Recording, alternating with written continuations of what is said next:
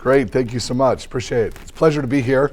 Apologize for the voice, but fortunately I'm only speaking for a little bit, then we'll turn it over to Saul who will show you some things. I wanted to talk today about some of our plans and what we're working on around really trying to help array computation be efficient and more unified. So this is part of Quantsite Labs. We have a group of people who are effectively getting money from industry and government through grants to form a PyData core team so we can actually keep maintaining the software we all love.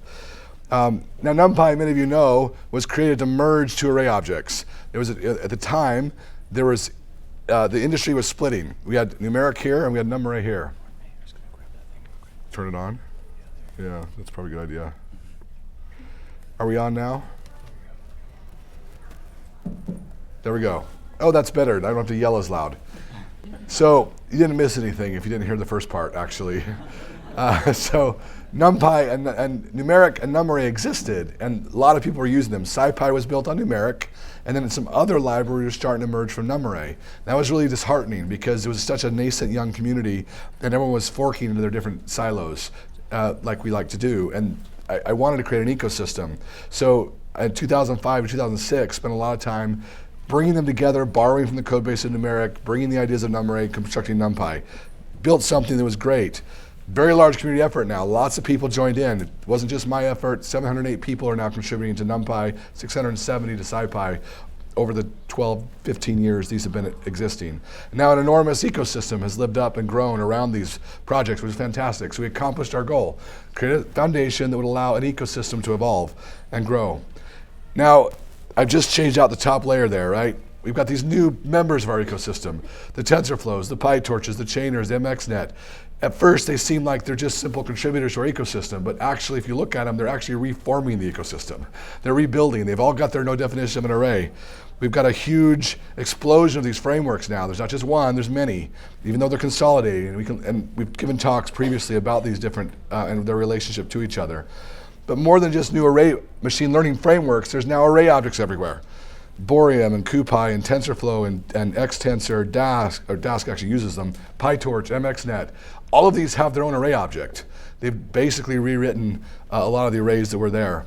So we have a divided community again, which can be a little frustrating for some that spent a bunch of their early time with no idea how I was going to make it to combine them. Okay, that's one way to look at it. The problem with divided community is not the explosion of ideas, which is fantastic. The problem is what we're starting to see now. In fact, I just saw another one, Torch diffeq came out, right, which effectively provides SciPy ODInt. SciPy ODPack has exactly the same function called ODInt, and now they've got a differential equation solver, but it works on PyTorch. So you can see we're just going to rewrite the world again on top of an array. And then TensorFlow is going to have to do the same thing, and we're going to have enormous silos again of libraries that only work with one array or not. Okay. We have diverse communities. Another way to look at it. It's an opportunity. It's an opportunity to take these wonderful things that are being done and see if we can't do something to help them combine. So let's go back to what we did with NumPy. We didn't just write a new array object. We actually did a couple other things. And so let's go back to those things and see if we can learn from them. I don't think we're going to be able to write another array object that unifies everything. I don't think that's sort of off the table at this point. But I think we can look at some of the other things we did and see if we can amplify those to provide cross-disciplinary and cross-platform organization. The buffer protocol, PEP 318. If you haven't read this, I'm not surprised, most people don't. It's pretty low-level stuff, but if you look at it, it's why I'm a Python core developer, why anybody in the Python core knows me, because I contributed to this buffer protocol and actually wrote some things to try to unify the way any object in Python talked about its memory. Now that's something we did then to try to unify objects, is create this way to talk about data together. The other thing we did was construct this new dunder array interface. In Python land, the dunder methods are a way we talk about protocols. We have dunder itters, we have dunder next, we have dunder ways. Maybe there's something we could do here to actually define array protocols that people could use to talk about arrays in a common way. So these are two additional efforts. Let's think about this. What if we revisit those? So at Quantsite, we've revisited these and have come up with kind of two projects that are basically doing the equivalent of these in the larger context. The equivalent of the buffer protocol is we're calling it XND. It's a set of libraries that effectively make any language able to talk about data, any kind of data. So any language can talk, you basically get a pointer to data and a description of that data, and then hand it over to across language boundaries and be able to have a dispatch on functions that work on that data type. So it's effectively a generalization of the buffer protocol. Dunder array interface, earlier, a couple of months ago, this is a new project. XND has been going on for a couple of years, actually. Dunder uarray, this uarray concept is very, very new. But we've recognized an opportunity to formalize and generalize the array protocol for Python. So that downstream projects could depend on an interface and not on specifics of a particular project. And then we can have backends to this protocol. That's kind of the goal. So when we look at this, let's see how we might, I'll talk briefly about XND, and then briefly about kind of where Xarray is headed. And then Saul, who's my colleague at Quansight, is going to talk about where we're headed with it and how we're trying to get there. So NumPy, if you look at it at its core, and there's a lot of contributors to NumPy, but it's surprising how few of those contributors actually know C anymore and understand how NumPy is actually built. And it's built from these three basic objects: a D-type object, which is a description of what an array is; the data type instance, it really inherits from Numeric's PyArray Desker. One of the innovations of NumPy was to make that a Python object, basically. But it's basically a Python 1.0 kind of object. Every instance of a D-type is an instance of a single class, and not plugged into the Python 2 approach to classes, which all inherit from metatypes. So there's a way to actually fix this, I think, that actually is consistent with Python 2 and Python 3. The next piece that's important is UMath.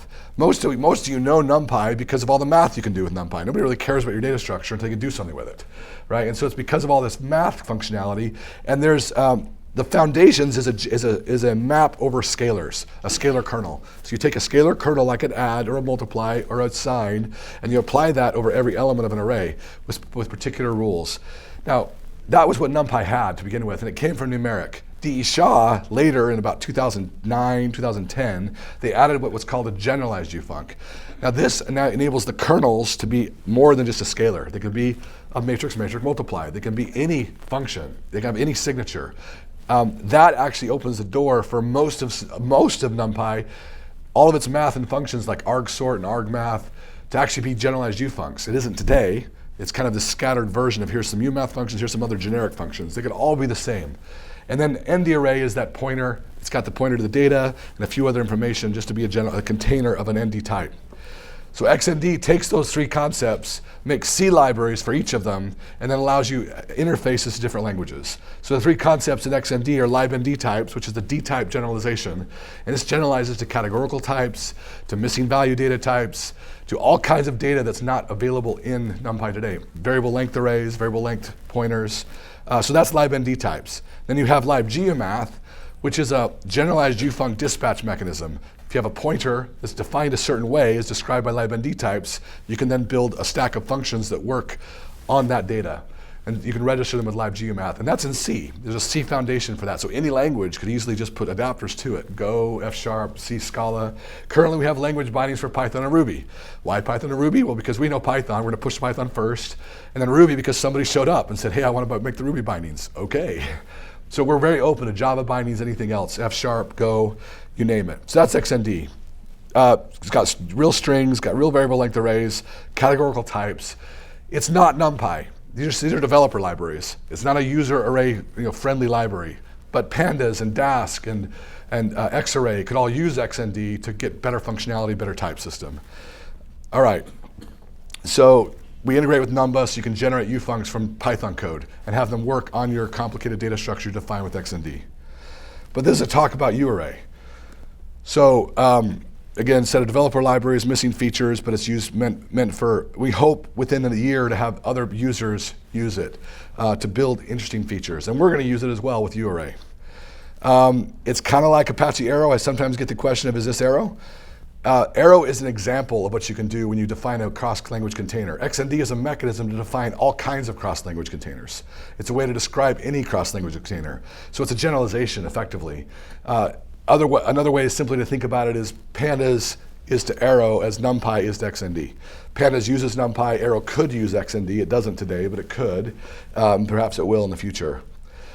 All right, so now we get to the universal array. The universal array, or unified array, depends on, we haven't decided which we're going to call it yet exactly. It's uarray, we don't have to pick. It's kind of solving the problem that I think exists of having many array objects and not a common way to talk about those array objects. I think it's kind of similar to the Python byte string problem in Python 2.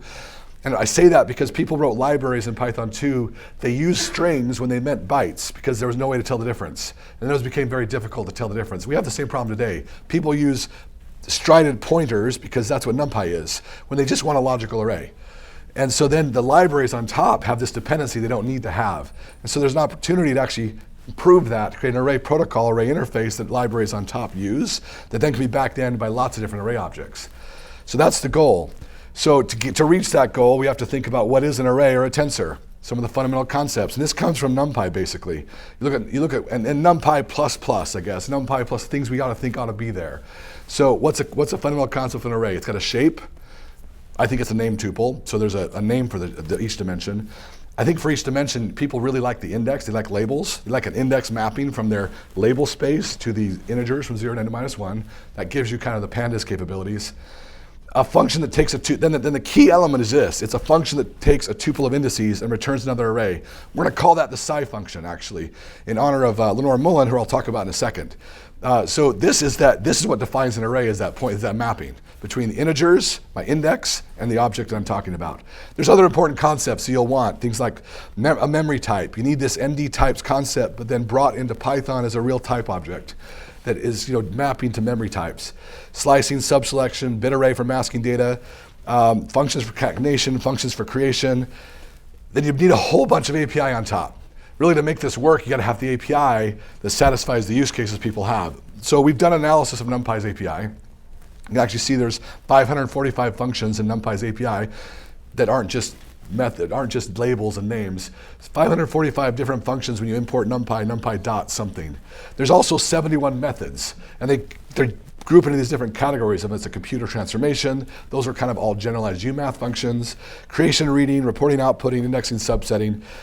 These are the things that have to be basically built on top of. We can't have an array interface that has 626 or 616 methods. Like, it's too big. NumPy's API is way too big. And a lot of these methods are really combinations of a lower subclass. So how are we going to define what that lower subclass is? So kind of earlier in the day, I think it was Saul. Was it you, actually? Saul's actually quite a maven. He's kind of quite a connector. Goes out and connects with lots of people. And he introduced himself and met Lenore Mullen. And she's here, actually. Do you want to stand up, Lenore? Wave to everybody.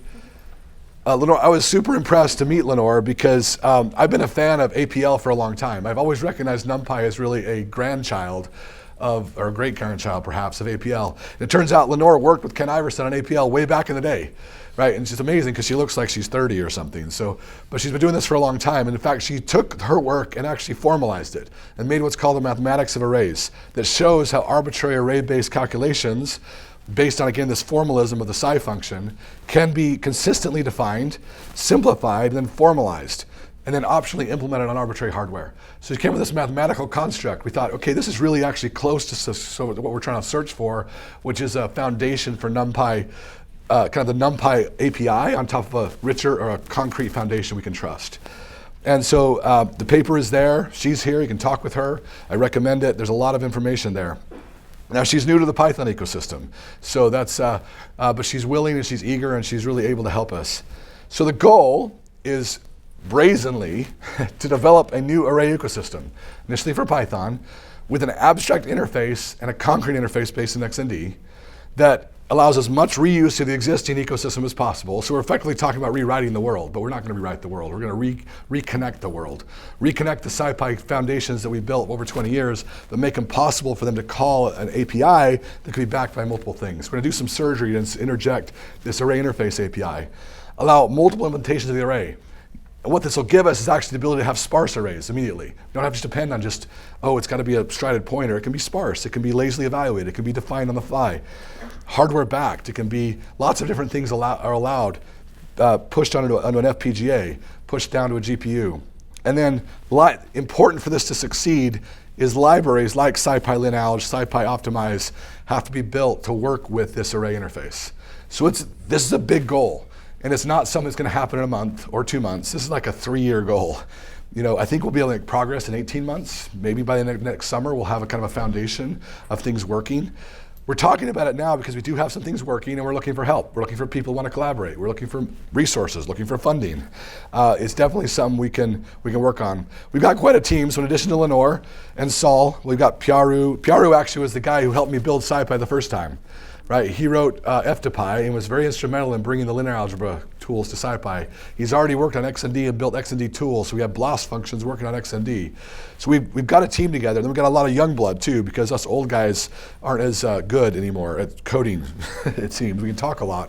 But we got Saul and Hamir, we got Stefan Kra is doing a great job on the XND side, but then Tony and Anthony, Anirudh and David. This is just the beginning. We'll need a much bigger team.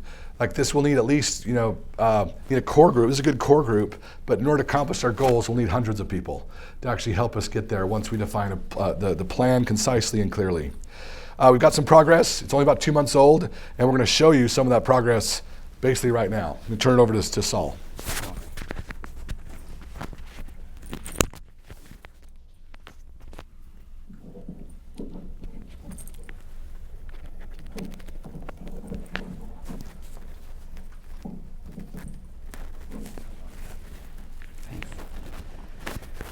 All right, let's see here. So I'm going to be going through this Colab notebook, and it's also available on the uarray repo. So if you Google uarray, you should be able to follow along, because there's some links in here, and if you want to reference it. So we're going to look at an example. It's a pretty simple example, but it's using the outer product operation in NumPy. So to remind, a little refresher on the outer product is it takes two ND arrays and then makes a new one where the dimensionality is those two dimensionality added together. So, and you're multiplying basically the inside. So if we take two vectors here, we get this matrix out where you see the elements are the multiplication of all the elements in these two arrays. So we're going to look at the operation of taking the outer product and then indexing. So we can try this out. We can say we take the outer product and then we take the fifth row here. And something you might notice is that this is actually pretty inefficient right now, because you're computing this full matrix and then you're just taking one row of it. And you don't need to do that, right? You just need to compute the part that you are actually outputting, which is just one row. So there's some wasted work. And also, it's tied to this outer implementation, where if you have a backend, it would need to know how to do an outer product in order to compute this result. But really, the outer product is just a combination of some smaller operations, multiplication and indexing. So how can we take this and improve it in some way? So this is a version that gives the same result, but it just manually goes through and computes what you need just for that one row. So this is better because it's faster. So here I did some performance on my little laptop, and we see that this is the version that I just wrote, and then this is the original one with a weird gap here. But we see that we have linear time instead of n squared time. So because we're just computing the row we need, not the full matrix, right? So this is nice, but we did this manually. Is there a way we can take the expression we had before and give us something like this in an automated fashion? And something that now depends on more primitive operations, so is more easily translatable to a different backend. So this is where Lenore's work comes in. We see that in her work, we think about arrays as having a shape and indexing. And this is actually how in this example I just showed, this is how we're writing this function, right? We say, what's the shape of the output? And then now that we know the shape, what is the values inside of the output array given the index? So it's a function from our index to the data inside along with our shape. And that describes the array. That describes what it should be, right? So if you have that description, you can generate this code or generate other code that is semantically equivalent. So here I go through basically taking this notation is from the mathematics of array. But what we're doing here is we start, basically we look at our operations. We have indexing and we have this outer product, and we see how do you get the shape of indexing something, right? Well, what's the resulting shape? Well, it's just a shape of the thing that you're indexing, taking away the amount of indexing you're doing. So if you have a three-dimensional thing and you're indexing it with two tuples, you end up with a 1D array. So this describes that relationship, and with outer product, if you're taking the outer product of two things, the resulting shape is the shape concatenated together. And we can do the same for indexing. So we can see that This is, I think, intuitive maybe to people using Python, but if you're indexing twice into an ND array, it's the same as if you put those two indices in one index, right? So if you do 1 and then 2, it's the same as 1, 2 all in one. So this is like a rule for if you have multiple indices, how do you turn that into one index expression? And same for outer product. If you're indexing into an outer product, what is the value inside? Well, the value is indexing into the left array, indexing the right array, and then multiplying them. So these give us sort of the semantic definitions for these expressions, and they're not really tied to the NumPy code. They're tied to what we mean when we say outer product or indexing. So we can take our expression that we had, and we can use these rules, and we just take this expression, which is indexing the outer product, and find out what its shape is using these mathematical rules. And we see that it is what we computed. It's the shape of B here. So I'll let you, if you would like to follow along, you can find this source and kind of follow along the syntax here. But we can do the same for indexing.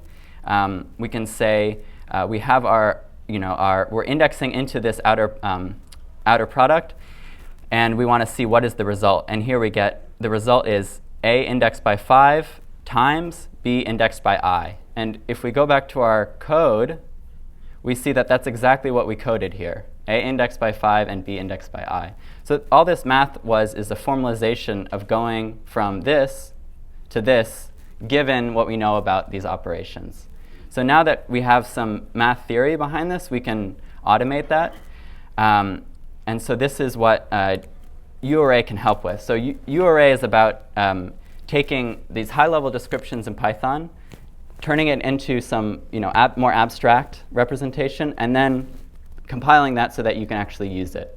Right? So this is the way that we can target multiple backends, is because we can say, you have some way of describing your computation. We're going to bring it into a form that's more abstract, and then we can target that towards different backends. So here I'm going to start with sort of the low-level way to do this in uarray. So we're making two arrays here, and we're saying that we don't know what their contents are. We're just labeling it, and we say they both have dimensionality of 1. And this is a bit verbose, but it's describing these input arrays, and we're describing them as sequences with some length and then some getItem function. So it's a recursive definition of an array. And so we can take these inputs, and then we can build up the expression that we just wrote. Right? We're taking the outer product, and then we're indexing. And now we have this expression, but it's not, we haven't done anything. We're just expressing what we want to compute. Right? So then we can take that and apply our reduction rules, just like we did in the math, and we can get a simplified expression here. And so this simplified expression has the right length here, it's B, and then the inner contents, it is a bit verbose, but if you squint, you can see that we're getting the 5th item of A, and we're getting the ith item of B. So we can look at this a little bit more. We can say, making sure that the shape is right, so just verifying that this works how we expect, verifying that when we index this, that we get what we said we wanted to get. So this is all fine and dandy, but this is pretty low level, and no one's going to write this if they're trying to solve some problem. So now we need to build some user interfaces on top of this, right, that translate from existing ways that people interact with array computing, bring it into this form, and then bring it out again. So one way we can do that, we started building a NumPy API compatible wrapper. So you can wrap your lazy expressions and then call the NumPy methods on them, right? And you build up this array expression. So you can still use what you're familiar with, but then you end up with an abstract representation of what you want to compute.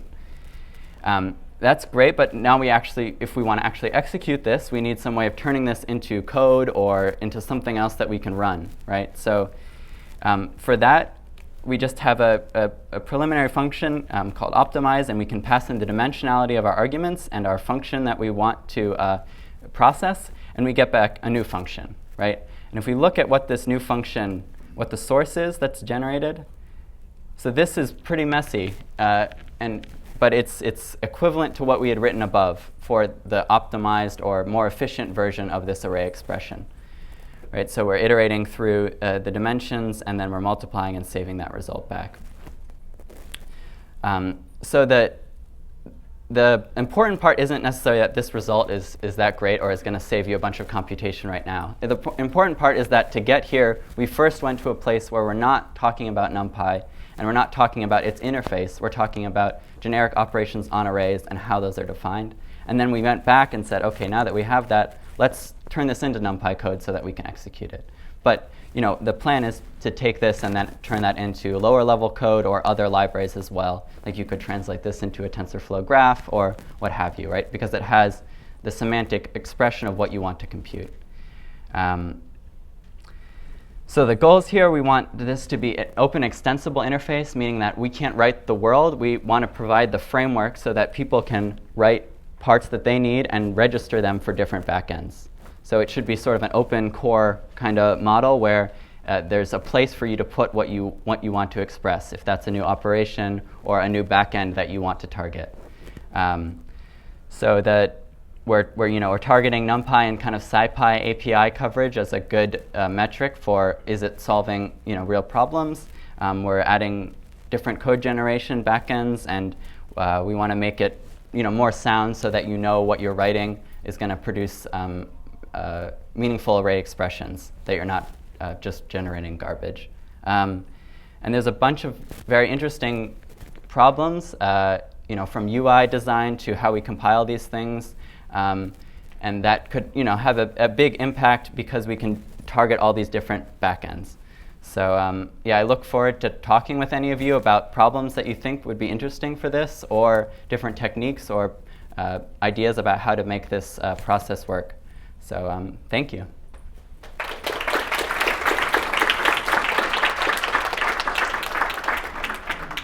So we wanted to leave a lot of room for questions.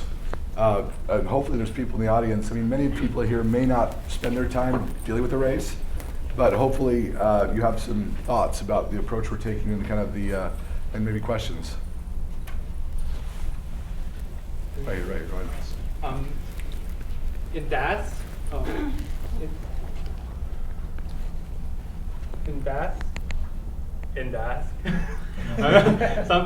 sometimes there's no way to figure out the shape of an array. Like in Boolean indexing, you can never find out the shape of the output of the array. So how does this handle that type of situation?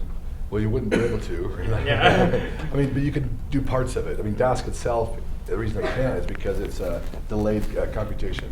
You could have that same formalism described here. You just have a missing placeholder. I don't know the shape, therefore I can't make certain assumptions. But I can still translate to lower level code that gets that information later. And when I do get it, then I can go from there. Yeah, same. Yeah, it illustrates that the code we're talking, we gave a very simple example here, but to really be useful in this space, there are a lot of complications. There are a lot of different places where, we're actually not talking about compiling the world, right? We're not talking about, hey, every single expression you're going to write will go down to low-level machine code. That will be possible in some cases, but the majority of cases you'll have runtime libraries that'll effectively support, and you'll be going down to a computation interpreter on those runtime libraries, which is basically what Dask is doing today, using NumPy as the interpreter, or a combination of NumPy or pandas. So we've got XND as a generic, and XND really is a low-level library. It has a lot of the key features necessary to implement anything with its broader type system.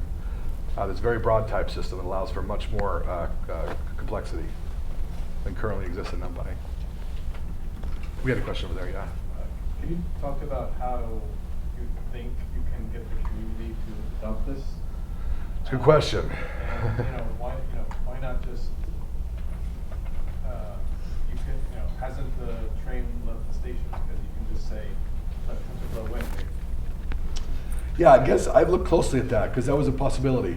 And if TensorFlow were actually able to win, I would just do that. But they basically, unfortunately, took a track like that. We already had problems with NumPy, and they went like pre-NumPy and decided to fork off of an older version. There's a lot of work they have to do in order to get this capability. Can it happen? Maybe. Maybe what will happen is we'll actually inspire them. Maybe what will happen is we'll actually just inspire them and then they'll fix it, right? But something has to be done. And waiting for TensorFlow to do it's not the answer, right? So will this become the next version of NumPy and SciPy? Maybe. Maybe it'll just simply inspire the next version, which is based on TensorFlow.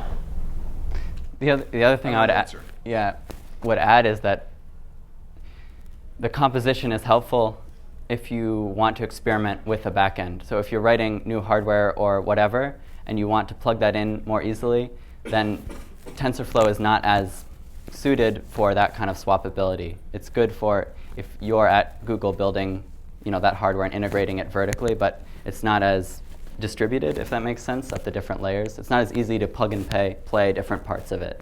Well, they have the keys to that. Yeah.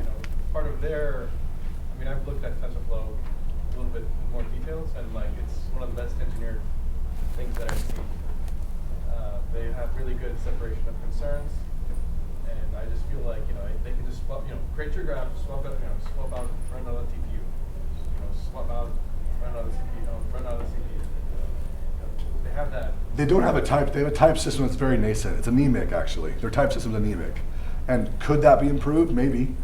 And maybe we show them how, and then they just borrow from it. I don't think they have as rich as expressiveness as this. They don't. They're not doing the mathematics of arrays also. So I see, again, this is a research project, to be clear. This is not something you're all going to import tomorrow or really even next year. If we're successful, then you might fall of 2019. Right, we might have some that you'd be able to use. Yeah, go ahead, Lenore. I'd like to make a comment to this gentleman about the not knowing the shape. Oh, sure. In the theory, you can do the reductions, even if it's unknown, it's just n. So you can do psi reduction, which is the index calculus that composes the indices, independent of knowing the instantiated value. You can't make decisions about dimension lifting and mapping if you don't know what it is. You have to wait until you know how that's instantiated, but you can still do the reduction. Yeah, I think the interesting parts for me are that we're taking a very practically used library like NumPy, and the details of how it's built. TensorFlow is kind of it's a fork of NumPy, but without the richness of parts of NumPy too, right? And so it's got other features that NumPy doesn't have, which are really valuable. But it'd be great if we were all working together. That's not happening. Maybe it could have happened earlier, but it isn't happening right now. There's different agendas, but they're not the only ones in town either. We talked about TensorFlow, but PyTorch is also there, and also a very big community around it. And so is it going to be TensorFlow or PyTorch? Which one? Maybe it should be both. Maybe both can collaborate together. I think you've also got the elements need to also subsume tabular operations instead of just arrays. Tabular operations? Correct. There's a whole community of tabular operations which people think of as different, but they're really not that different. Right, and so I think that's, I consider some of the pandas community to be a fork as well, right? And so I think we have a lot of forking going on and not a lot of interfacing going on. And so our approach to that is to go to the foundations, work with a mathematician who's worked on this for years, and try to come up with what we consider to be a strong foundation. Now, engineering-wise, what's that going to translate to in terms of will you do differentiable array programming on this system next, in the spring? No. By fall, maybe, and then maybe, I don't know what this is going to look like, right? But, 20 years ago, people thought I was stupid for doing SciPy. Like I should have just been using MATLAB or should have just been using whatever they were using then. I've never been one to take, to not lead out on something if I think it's the right answer. I'd like to answer his question. But it's always risky. Yeah, go ahead. When you can identify the semantic equivalence across any language, TensorFlow, Python, Fortran, MATLAB, once you can find that semantic algebra, you could do these optimizations to anybody, anywhere, and combine them with anything. And one of our goals, is to find that enhanced subset that's in everything, C, C++. Right. That's just syntax. I think that's the key piece we're trying to figure out is what is that enhanced subset that could then be a foundation, and maybe, people could use that, either copy it directly or depend on it or whatever they want to do. You could also subsume graph operations as well. That would be awesome. Yeah, that would be awesome, wouldn't it? I don't know. I'm not going to comment on that. I think if we can do the arrays, that's hard enough. John, go ahead. A naive quick question. Are you having those conversations through proxies anyway, though? With who? With Google. Oh, yeah, absolutely.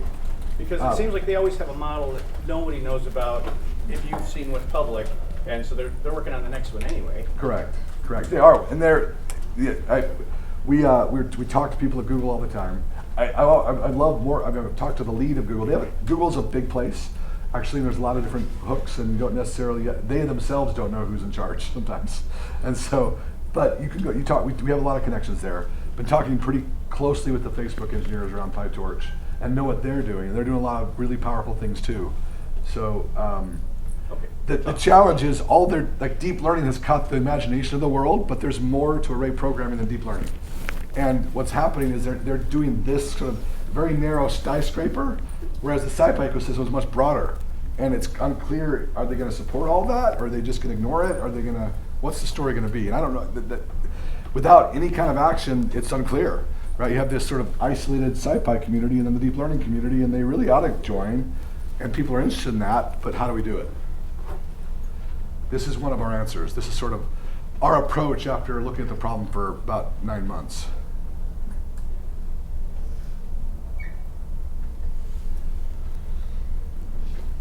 Happy to get your feedback though. Like, it's an open source project. We're just, people interested in solving hard problems and doing them as well as we can. Including some of the kind of execution aspects to Arrow, because they also want to do computation kernels. They do, yeah. In fact, I would love it if we could share our GU math concept with Arrow, for example. So XND is separate from uarray for a reason. Uarray is about the interface specification. Some of this could be useful for Arrow potentially. I suspect Arrow is going to get its first implementation. We did some work with them this summer as well to get GPU support, from PyGDF into Arrow. It's pretty nascent computational kernels in Arrow. It's not as sophisticated as neither XND or NumPy.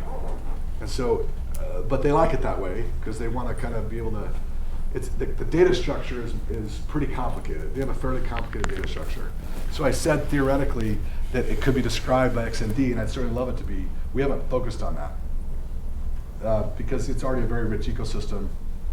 And we don't know if we have to make changes to I think our type system in XND is sufficient. It could describe an Arrow container, but it's work to do because it's a fairly nested structure. Focus on execution. Another one, someone else needs to focus on formulas, which is this, and someone else needs to focus on just the data structures, which I think there's three. There's a lot of different data structures, though. My thesis is there would never be one data structure. This is where I disagree with the Arrow people. Sometimes, I mean, if you really get into it, they don't really disagree, but there is never one universal data structure. There are lots of data structures depending on algorithms. Data structures depend on what algorithm you're applying. And if you've got some algorithms, one data structure will be better for that algorithm than another algorithm for data structure. So data structures, there's lots of them. Now there are some common data structures that work well for a wide variety of algorithms. Strided pointers, tabular, and, Arrow's come up with a fairly straightforward tabular approach that seems to work for some kinds of statistical operations. But for image processing, is that the right data structure? Likely not. For differentiable array programming, no, probably not either. I mean, so there's not a single one. That's my view.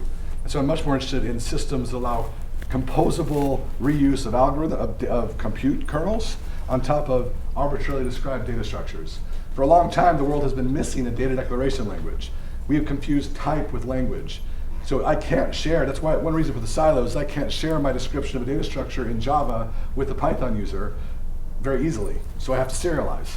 And then I copy from one to the other, even though there's no reason I couldn't come up with a data description that is supported by both those languages. So I can just have a pointer and I know what it is in both languages. That's what the live ND types does, is has a data description language that every language can bind to, and so I have a data structure, cool, it was made in Java, who cares? For the Python program, it's a pointer to a data type it knows about as well. It understands all the places where the bits are, and it can apply a function, and then if it has an algorithm that works with that kind of data structure, it can call it. That's what we're looking to do, is build that kind of, for the XND style, and uarray will be able to connect pretty easily to that style as well. That's what I mean about the nobody's solving that problem, really. Either TensorFlow or Torch, they are introducing different kinds of floats. And I understand why. They're pushing pretty hard in the machine learning direction. Their concerns are different. Their concerns are faster array count, faster matrix multiplies. So it's a very rich ecosystem, but for a user, it's actually pretty confusing right now. I think it's actually really hard. I look at it and go, man, I don't know what I'd tell somebody. Because basically it's like, hey, I want to do this. Oh, cool, you're going to now have to learn 4 array objects instead of just 1. that's kind of where we are right now. Yeah. Have you played with plugging this into existing SciPy or TensorFlow? No, that's exactly where we want to go to. I mean, our first implementations we'll be using. We won't compile the hardware. We'll compile to TensorFlow. Right. We'll use TensorFlow's runtime. I guess I mean like if there's an existing algorithm implemented with TensorFlow. Oh, have you played that's with the key. Use the algorithm to call and kind of maybe replace it from specific TensorFlow calls to uarray, kind of a uarray wrapper around the TensorFlow. So it makes those. That's our next step. We hope to have that within a couple of months, hopefully by spring. Next PyData. No, that's exactly the roadmap. Go There ahead. was another thing that you brought up that you felt there was the execution model and the optimization model. 4 minutes? Or are we done? 4 minutes. We're hoping to do one day is to use the same theory to describe the execution. We didn't get to the dimension lifting part of the talk, but that's part of our dream too. Yeah, it's a rich theory. It's a rich theory. There's a lot of possible directions. You know, we're applying for a grant. Actually, if you're an industry member who wants to give us a letter of support for the NSF grant we're applying for, please let me know if you think this would help your work in an industry. We need that. We need letters of support from industry. The NSF, that's important for them in their grant writing application. So if you're interested, let us know. Love to have your support and help. You think Amazon, Microsoft, and possibly even IBM now with Red Hat's acquisition would have some interest in knowing what they're going to be supporting as an offering? 100% agreed. Yes, they all do. They're all. It's the challenge of navigating executive bureaucracies. They're not writing all, libraries. They all want to know what to do, and they're all staring at each other. And we can talk more about that if you want, if you'd like. But I'm looking for. You might get a recommendation if Amazon can crystallize what they view they're going to be supporting with that. I agree, but I would say the level of conversation at the executive level is different. No, I mean, You get, and then at the lower level, you got lots of engineers who are clamoring for a number of different things. So, but you know, it's where open source can help. At your level, is this also applicable to dictionaries, or is that a different problem? I think that's a different problem. Maybe it could be related, but I see it as a different problem. But maybe I just don't see it very well.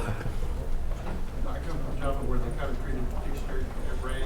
Yeah, dictionaries and arrays are the same thing, right? This is one of the problems with Java, I think, is that yes, theoretically they are, but practically they're not. So You mentioned the naming is what made yeah, but hey, I'd be love to. I mean, yes, you can think of an array as a tree structure. Is that useful to do? I don't know. But I guess you could implement one that way with this mechanism and see.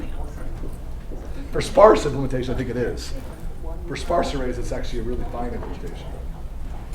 Anyway, great. Thanks, folks. That's all we have time for.